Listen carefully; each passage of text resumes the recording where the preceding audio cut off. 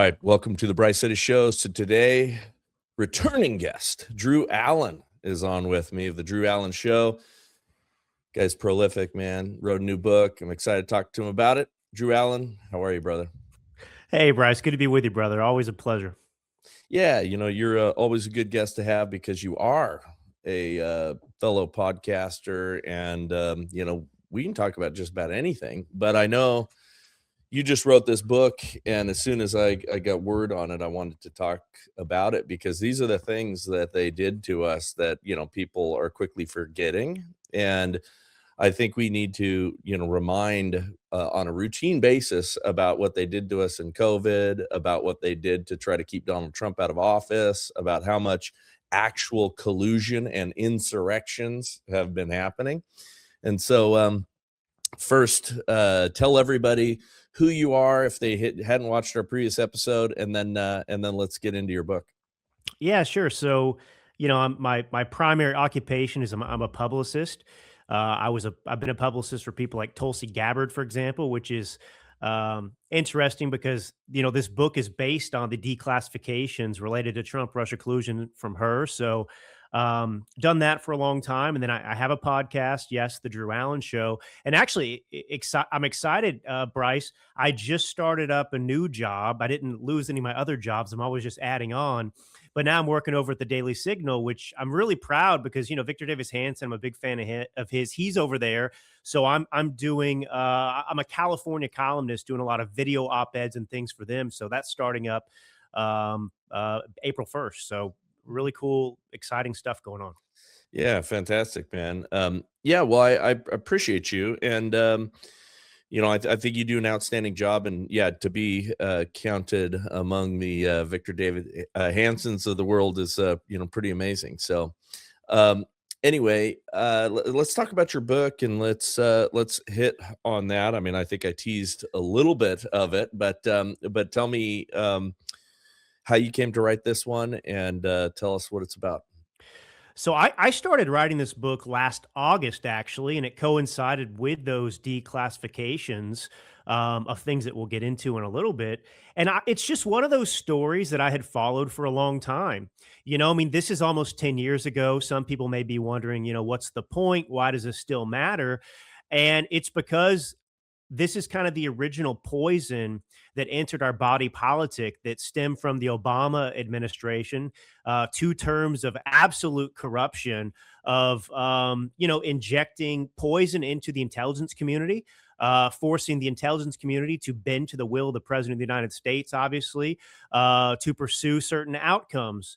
And because I had followed this story for so long, I had a lot of questions. And some of those questions were answered with these declassifications. And I thought it was so important to write a book that would explain this in as simple terms as possible so that the average American could understand what happened. Because the reality was, for most people, it's very convoluted because you dealt with so many years of cover-ups and lies and partial truths and deception and acronyms and all these different names and actors that were involved in it. It was very, very hard to follow. And I think that at a minimum, Bryce, people say, well, do you think we can get accountability for the Clinton hoax turned coup that was Trump Russia collusion? And I don't have the answer to that. I would hope so. I want that to be the case. But at a minimum, accountability looks like as many Americans as possible, at least knowing the crime that occurred, so that these people, the Barack Obamas and the Hillary Clintons, the Mark Eliases, and dozens of other people involved, that they walk around perpetually with their heads held down in shame because they can't pass us without us recognizing them as the criminals that they are. Yeah, which, I mean, that there is some justice there, but I think the American people, middle America, especially the people that are out there hardworking, that feel like they got fleeced of their cash, in 2008, and all of these things where people are self-dealing, and they're the ones that are supposed to be policing the corruption and all that stuff. I think these people, I know this because I talk to them, and I feel the same way. We want to see some arrests. We want to see some actual justice. We want to see some people taken out and handcuffs, with big FBI teams like they did to us, in many cases, like they did to the J6ers and, things like that, where they absolutely, trampled over people to do these big shows of, look, no one is above the law.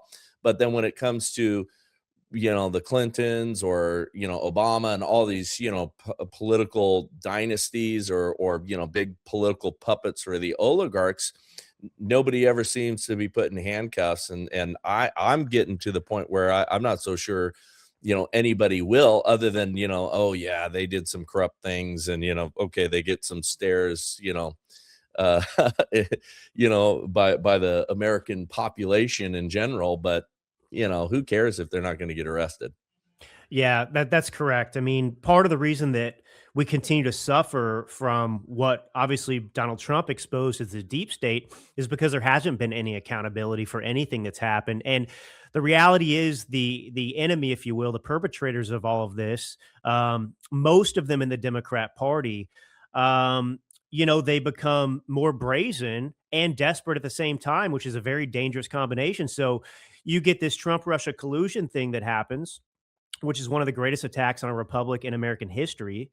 And there's no accountability for that, but they do know that they've done something horrendous. And so they become desperate, and 2016 turns into 2020, a stolen election. 2020, gives way to 2024, which was unprecedented lawfare to try and prevent Donald Trump from even running for election. And what do you think they're going to do come this next presidential election if they ever get back in power? So that's why it's important that we start at the root of this, which really is Trump Russia collusion and the Benghazi stuff that was the kind of the fuel that ignited, Trump Russia collusion. Because without Benghazi, Bryce, you never would have had a need for a cover up of this magnitude to try and help Hillary Clinton, who was a terrible candidate, embroiled in scandals, create some distraction of this magnitude for in order to try and protect her election chances. So, in a best case scenario, Bryce, people will read the book, and important people will even read the book, and it will put some pressure on Washington, D.C. to pursue this. No. All right, Bryce, Eddy here. Hey, so you have seen the news. The world is in chaos. We have all kinds of geopolitical drama right now on the world stage, and we are indeed in a second Cold War. So I want to talk to you today about protecting your household's future, starting with your finances. The signs could not be clearer. Gold has surged past 44.50 an ounce, and silver is blowing past $80. That's a historic record for both of those. And the biggest names right now on Wall Street are predicting even more growth due to all of the economic events. Their price targets are climbing as high as 6,000 on gold, $100 on silver. On top of this, we're seeing more and more instability, and nations are trying to undermine America's influence and dollar dominance. That's why I've partnered with American Independence Gold. Buy gold, folks. This company is veteran owned, and they give back, donating proceeds to Tunnel to Towers in honor of our first responders and heroes. And here's the opportunity for my listeners and supporters: you can receive up to $10,000 in free gold and silver credited to your account with qualifying purchases, of course. That's real physical gold and silver, tangible assets you can hold in your hands to defend your wealth. Don't wait until it's too late. Go to bryceeddygold.com. That's bryceeddygold.com, or call 888-670-7011. Again, that's 888-670-7011. Take action today. Protect your family, strengthen your future, because freedom and security are not handed to us. They are preserved and fought for by the choices we make. This is Bryce Eddy for American Independence Gold. Freedom isn't given, it's secured. I'm going to read the book, and I think everybody should. And I know that what's in there is going to be eye-opening, and I do want you to tease some of those things here in a minute. But I mean, look, I agree with you on all of that. I agree with you that these were sort of those seminal moments that created today. And you're absolutely right. If they get back in power, there's really no stopping them from doing even more of this. All the things that they said that Donald Trump was going to be doing was just, projection. It's just exactly what they would do if they had, if they get total control again, like, like he's had, that they're going to do everything that they said. They're going to arrest political opponents on the daily for nothing, which is what they did before. And you will see, uh, you'll see something like it has never existed in America, but has existed in these, third world banana republic style stuff. I mean, it will be incredible the amount of evil doings that happen, right? I mean, it's going to be insane. And you said something about Clinton being a terrible candidate. She's a terrible person. I mean, these are actual evil people, and I really do reserve that for actual evil people. But just what we know, and I'm not talking about conspiracy theory, just what we know about her and what she's done, and just the lies that she told, even about Benghazi itself, and what she did in allowing those guys to essentially just be overrun and murdered. I mean, it was her terrible leadership, and then political points that she tried to get afterwards. I mean, these are horrible people. Yeah, they are, and not to dive too deeply into quote unquote conspiracy theories, but there is a trail of dead bodies that surround the Clinton family like we've never seen around anyone else on this planet.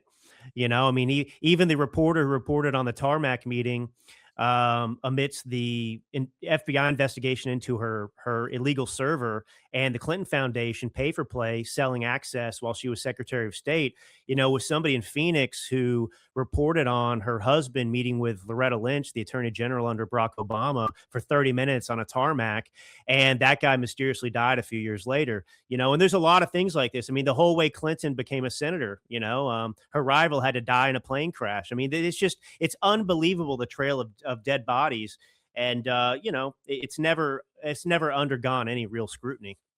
Yeah, it's interesting because Charlie Kirk, I think he took a whole half-hour show just reading through the Clinton death list.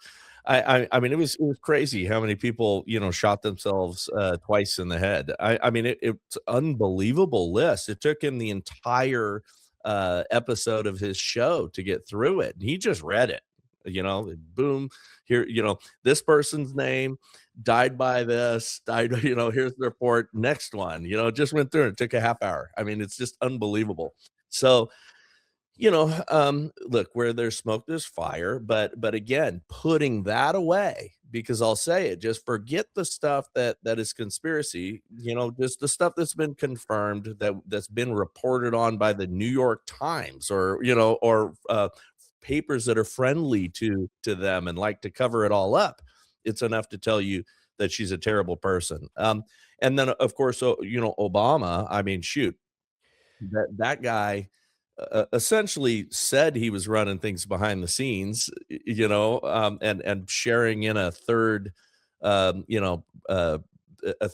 third run as a president, and made enough jokes about it that when you really look at who was behind the scenes at the Obama administration, it was I mean at the Biden administration, it was all Obama people. It was all his deputies and his folks. And we know that the auto pen and everything else, Biden wasn't running things.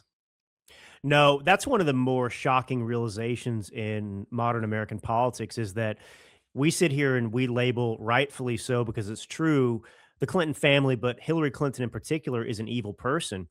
Well, as evil as she is, Barack Obama is actually worse. Mhm. And as I go through this book in detail, from Benghazi to Trump Russia collusion, it's amazing because every scandal that starts out as a Clinton scandal ultimately ends up becoming a Obama scandal.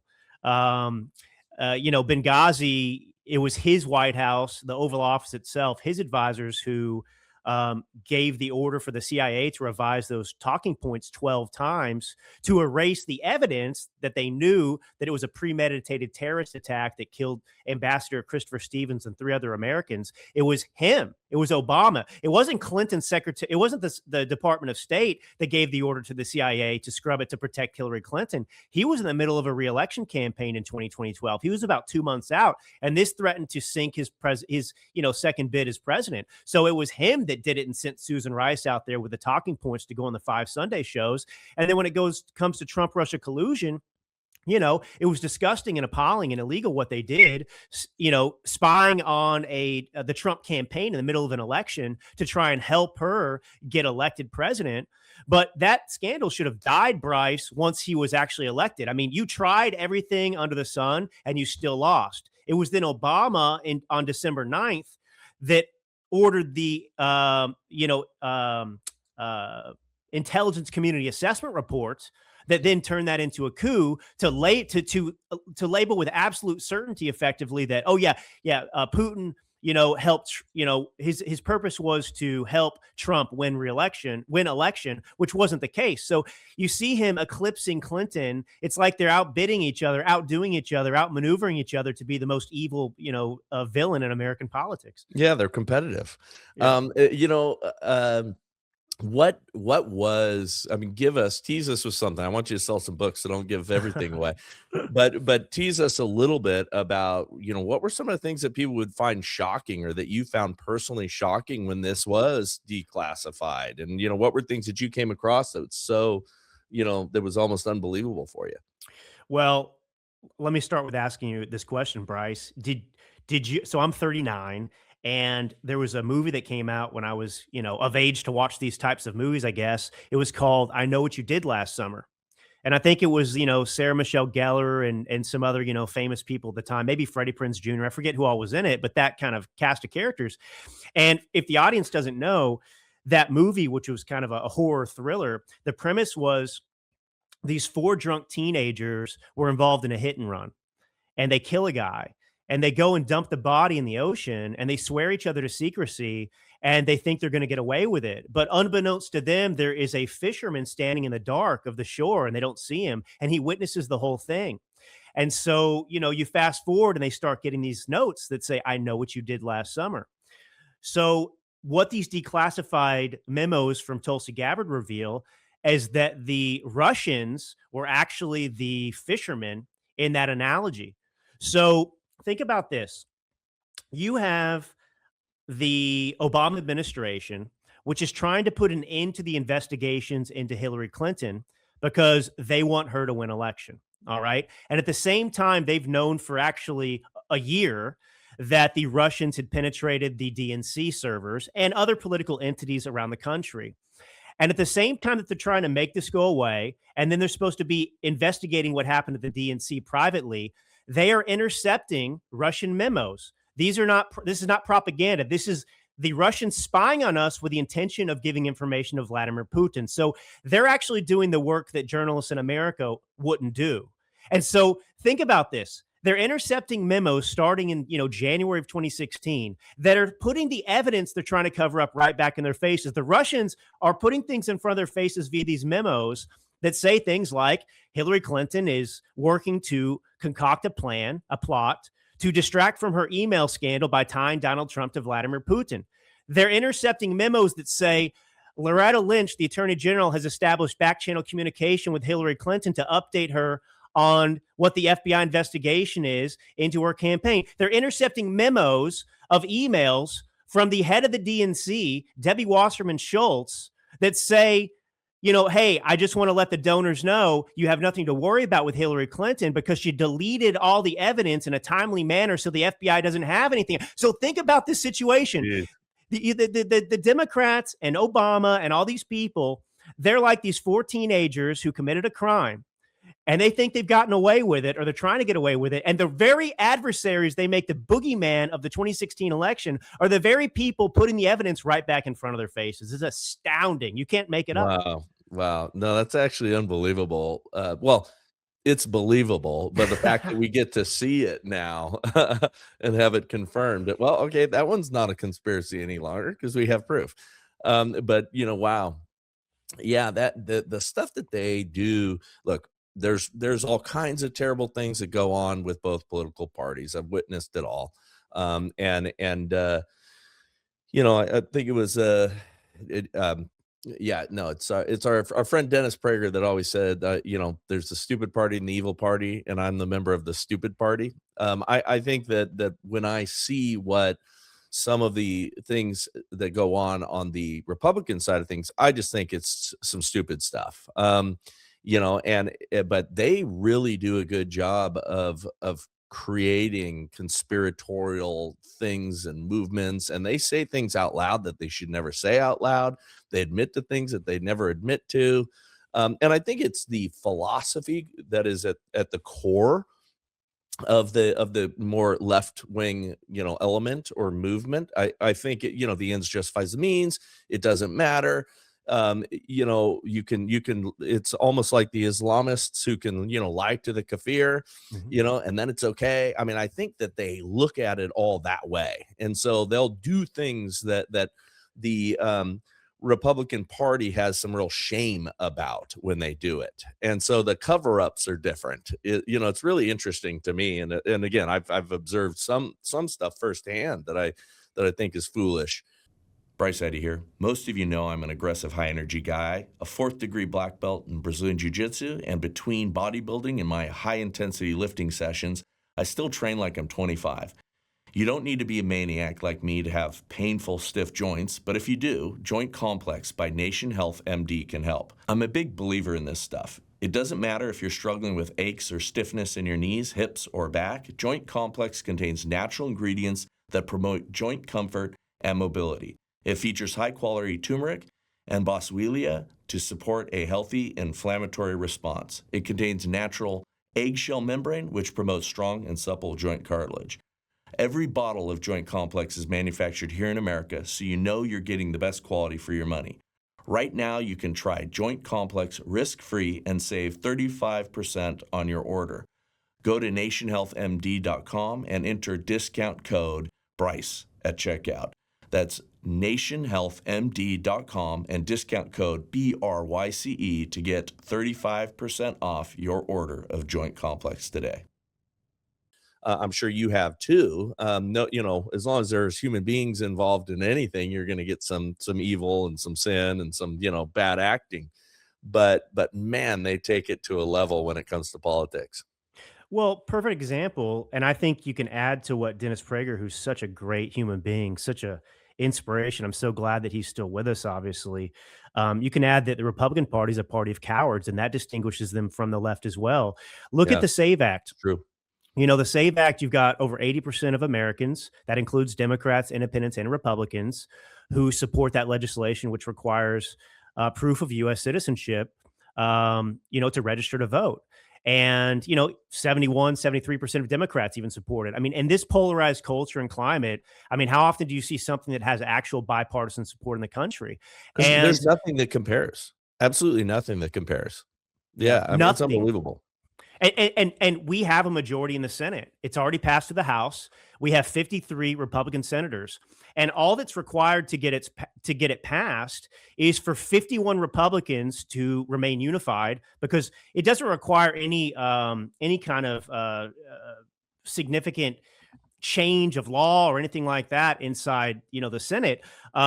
You just have to return to the traditional standing talking filibuster, and the only requirement for that is that 51 Republicans band together. So we have 53 and we can't even get 51 to do that. To pass this legislation that even Democrats support.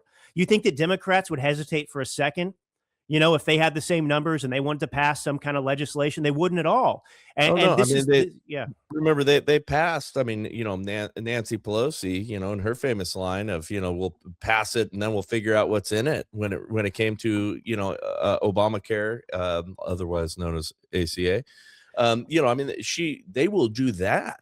And I mean, it's unbelievable what they're willing to go to just be all party line on something I mean, it was super destructive to the healthcare insurance industry and healthcare industry in general, and they don't care. And here we are having something with just absolute amazing support across all party lines, and they can't get it done. I mean, it's mind boggling.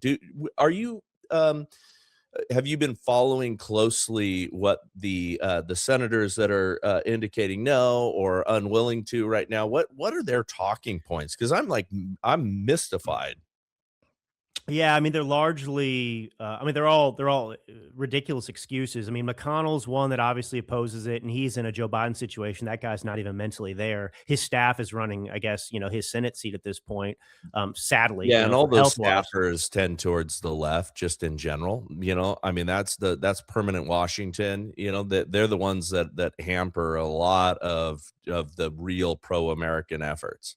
That's exactly right. Well, so what these people are saying, and it's so dishonest, is they're pretending that returning to the standing talking filibuster, is something that's unethical, and they're hiding behind this line that, well, if we do it, the Democrats are going to do it next time, and then what? Well, we already know what Democrats are going to do, and they would definitely turn to a standing filibuster. In fact, they would abolish a filibuster completely in order to pass their agenda. We Yep. saw lawfare with Trump. So this idea that what if Democrats do this? I mean, you should be doing everything you can right now to codify Donald Trump's agenda, because we know that if the Democrats get back into power, it's really a dire situation, kind of a game over situation for America for a very, very long time. It's And true. so, and the left, of course, you said something earlier that was, I think, prescient, looking at the distinguishing between the left and the right, and why the right is the way it is and the left is the way it is. Again, back with Charlie Kirk, he repeatedly would talk about the fact that we believe in a transcendent power, right? We believe in God. And so we have self-restraint because we are not gods ourselves. We don't make the laws and everything else of men. We have to obey them.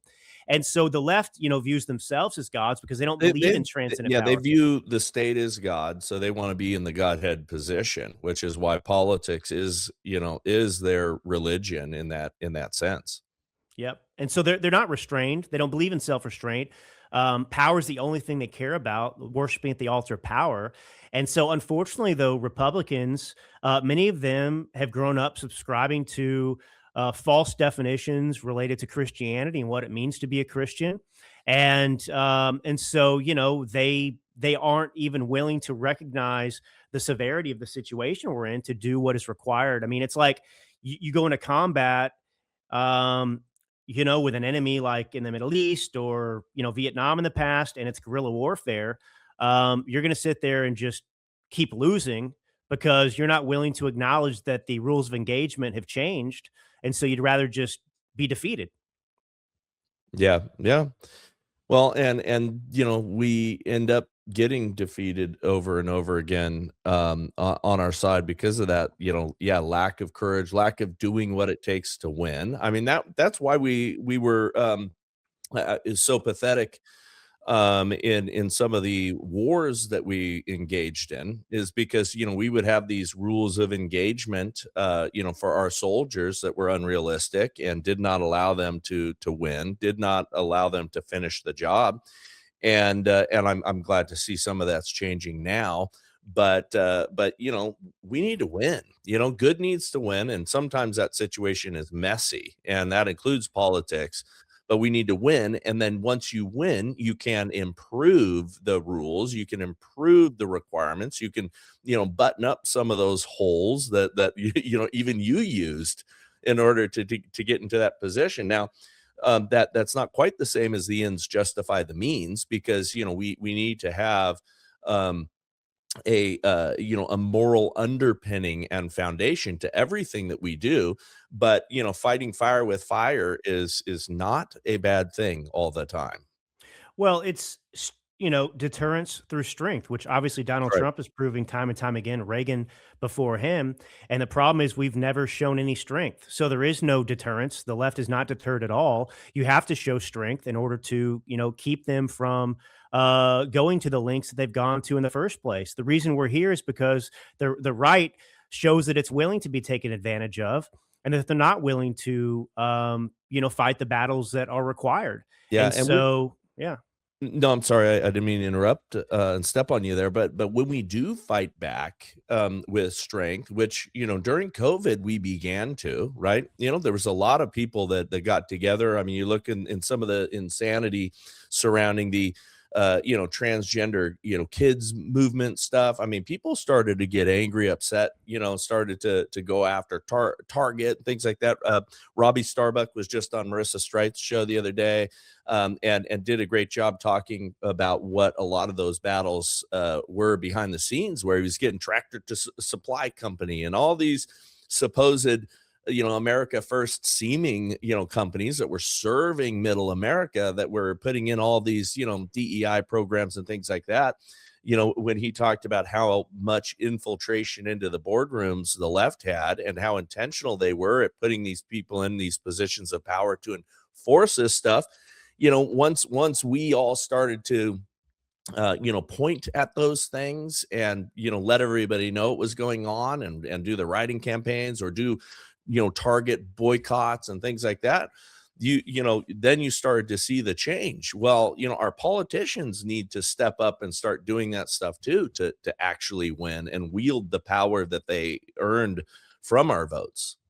Well, I think the takeaway there is that it took something so monstrous and evil, as the COVID lockdowns and everything they did with that to steal our liberty, to get citizens to be activated again. I interviewed Newt Gingrich on my show maybe couple of months ago, and he said to me, one of the problems is that being a citizen, the responsibility is 365 days a year, 7 days a week, and that falls to us. And unfortunately, we're in this trap where too many people think that it's every 2 years or 4 years for just a little bit of time. And I was relating it to being a father of two young girls. And look, I'm a father 24/7. That's my Right. permanent state now because I am a father. And the reality is, as US citizens, we're so blessed beyond measure to simply have been born here, to inherited this. And, the obligation falls to us to fight for it. And so if we would have a more activist mindset, we wouldn't really be in some of these predicaments that we're in today. Elizabeth, I forget her last name, but a prominent woman of society, famously said, it's quoted so often, Benjamin Franklin was coming out after they were deliberating over the U.S. Constitution. And, she said, what kind of government do we have? And he said, a republic if you can keep it. Well, obviously, if you can keep it suggests that you have to actually fight for it and be That's right. active. That's And right. so that's what we have to cultivate. I mean, that's what Charlie was doing. That's what needs to happen in this country, which is the message is, look, young people out there, this is your country and it's an inheritance. But, you have to actually be actively involved because the left is always plotting. They're always working behind the scenes. And, it's unfortunate, but it's a reality. Like, we just want to enjoy our lives. We want to go hang out, play golf, ride horses, enjoy the fruits that so many who sacrificed before have delivered for us. But unfortunately, it doesn't work that way. We need to look at ourselves as stewards. Yeah, no, you are absolutely correct, and I couldn't have said that better. I think you're right. It takes a full time commitment to keep what we have, and what our founding fathers and our forefathers gave to us, that essentially we've squandered for a few generations. And I am grateful for all the people who are the fighters, who continue to do these things and continue to work hard for it. I'm grateful for you. Love to plug the book again. Tell us where we can find it. Tell us where we can follow you, your show, and keep up with all the things that you're doing, brother. Yeah, sure. Best place to find me, subscribe to my Substack, drewallen.substack.com. I'm on X at Drew Thomas Allen. And then, you'll see me over if you're following the Daily Signal. I've got videos coming out every week and columns over there as well. And the book's available on Amazon. This one, Bryce, I'm proud to report, is not censored like my previous book about Charlie. This one is available. Good, good. Well, look, man, send me a copy. I want to read it. I thank you for coming on. I appreciate you. It's always good to have you on. You're always such a powerful voice. So thank you, sir. To God be the glory, and we are out. Weird subject here, but most of us who've lived a little life out there or live with beloved pets accumulate parasites. If you're struggling with gas, bloating, loose stools, or constipation, or if you often feel tired and weak, there's a good chance you might have a parasite. According to the CDC, millions of Americans are infected, but most of us are unaware. That's why folks are loving Paratarget by Nature's Blast. Paratarget contains a unique blend of natural ingredients that help kick those parasites to the curb. People who use it have reported better digestion and improved energy levels. Just one scoop mixed into your favorite room temperature or cold drink every day does the trick. You'll even get delicious recipes for a tropical smoothie and refreshing citrus sunrise mocktail. Try Paratarget for yourself and save 35% on your order today. Go to Nature's Blast store and enter discount code Bryce at checkout. That's Nature's Blast store to get 35% off of Paratarget. Enter Bryce, B-R-Y-C-E, at checkout.